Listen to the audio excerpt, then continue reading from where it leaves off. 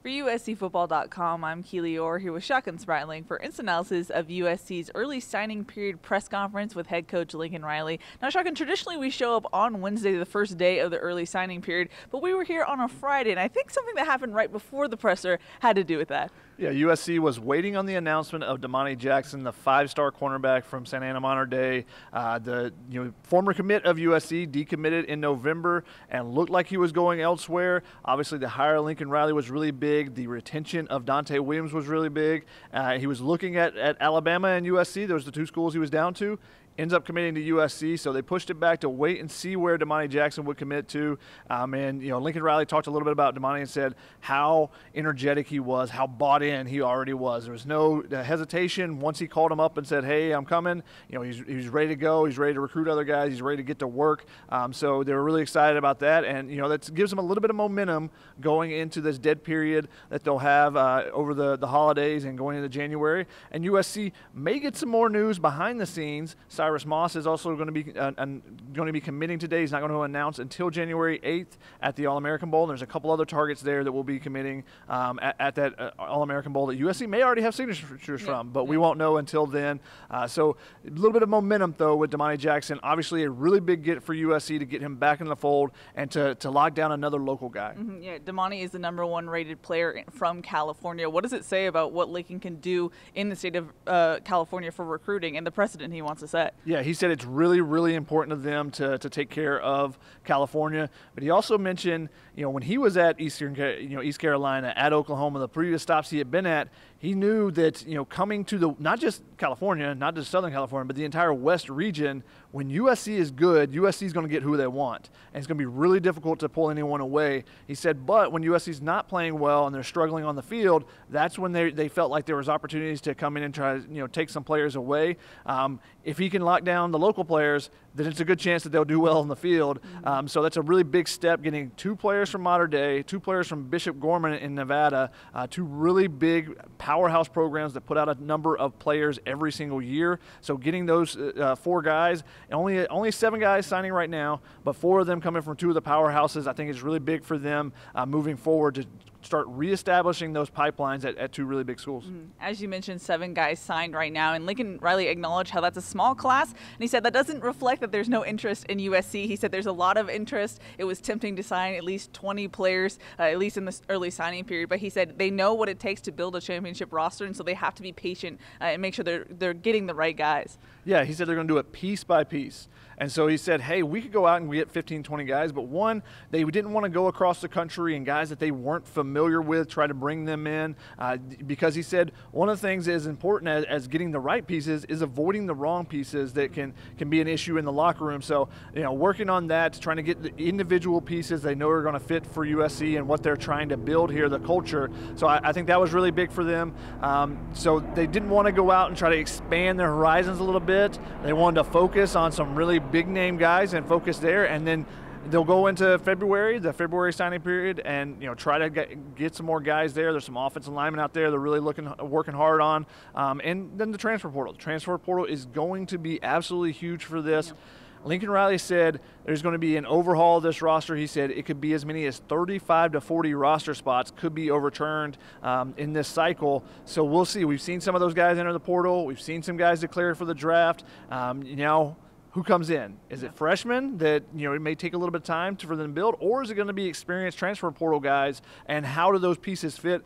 Lincoln Riley said there's not a position they will not consider in the transfer portal. So, whether that be offensive line, whether that be whatever position, they're going to be looking in the transfer portal to find some experience, depth to add to this team, along with some of the guys who he was really excited about. He said whatever his preconceived notions of the USC program, he said when he got his boots on the ground, they got to watch the practice, he said that was really big for them just to get an opportunity to see the body type, see how guys were moving.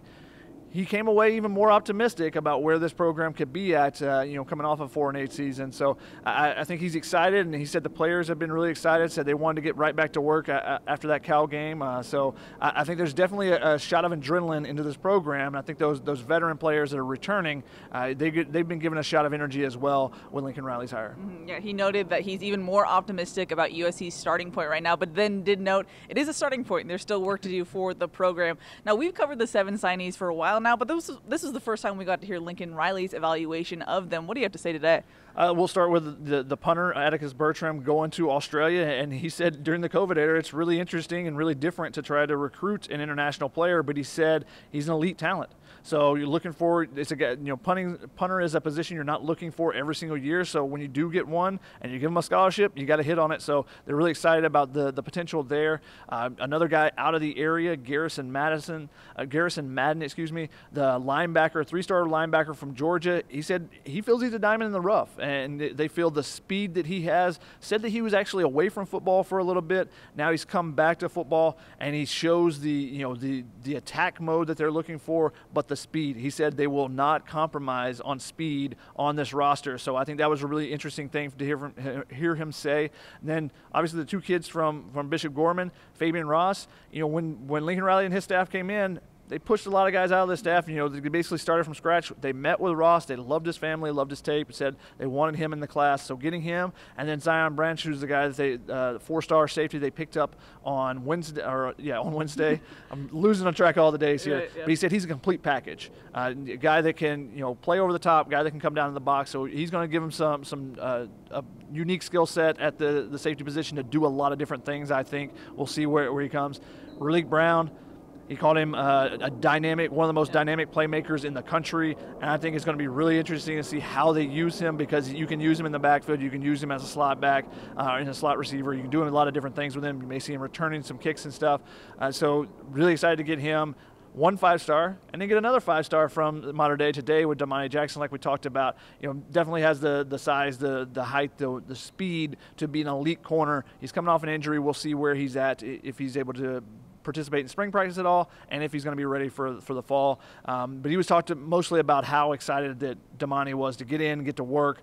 So I thought that was really interesting. And then the last player, Devin Tompkins, the edge defender from Stockton.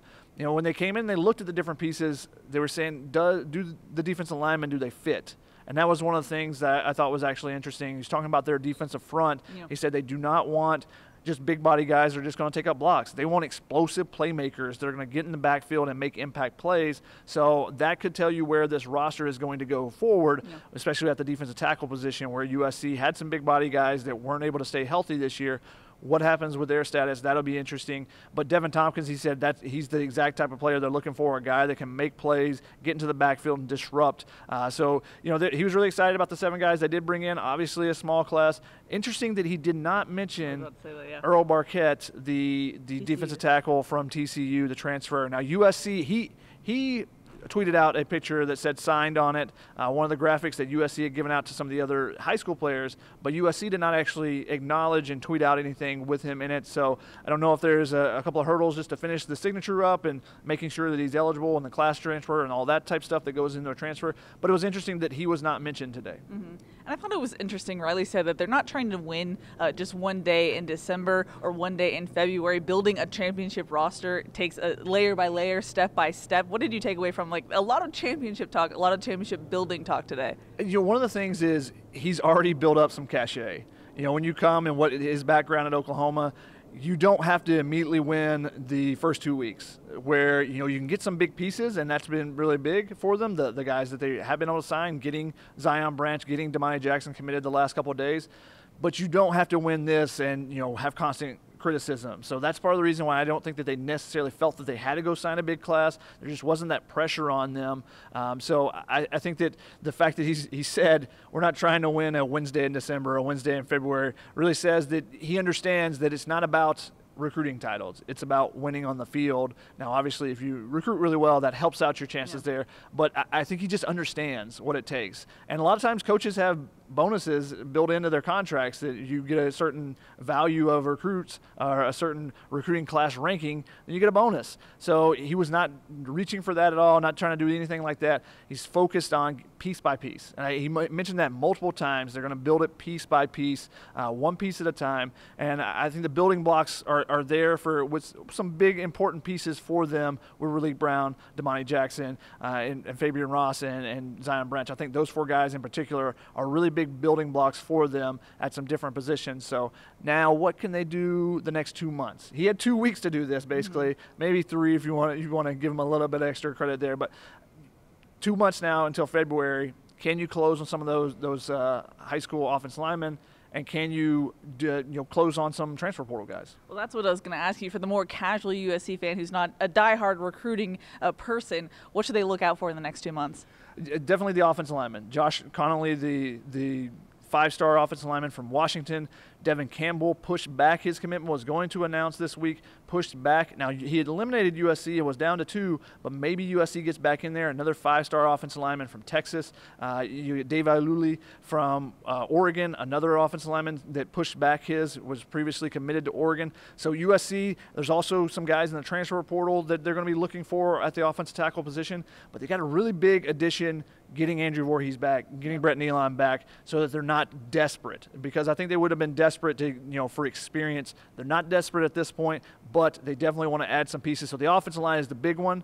And then also just watching the quarterback market, because you only have 2 scholarship guys right now with a third, Mo Hassan, a little bit up in the air. So do they try to go get somebody that can either come in and compete with Jackson Dart and Miller Moss, or to come in and back up and just give you a little bit more depth? So I think those are 2 positions of really big interest, as well as the defensive line, because USC hasn't really gotten those marquee names on the defensive line. Barquette's a big pickup for them now, a guy that's got some experience, is explosive, and I think will fit really well into Alex Grinch's system. So let's see what else they can do on the defensive line to help improve there. Now, coming into this presser, I was just really curious what it was going to be like, because it was the first beat presser. The introductory press conference is always a lot of fanfare, and I thought it was funny how Lincoln said, "Hey, good to have our first real press conference." So I think he was feeling that way too. What did you take overall from his demeanor today? Yeah, I mean, there's no suits. He's in a pullover, USC pullover. He's probably going back to the office to work on the next steps of it. And that's one of the things he said with in the last 2-3 weeks that he's been on campus or been away from campus half the time as well. He said is every day you wake up, you got 1,000 things to do. And he said you go to bed and there's probably more things to do because you've added stuff to the list as you're going. So there's a ton of things. But he said it's been so much fun for him. It's a unique challenge. Obviously at Oklahoma he took over and everything was already established there. USC, he's overturning the roster, doing a lot of different things. So I think he's having fun with it.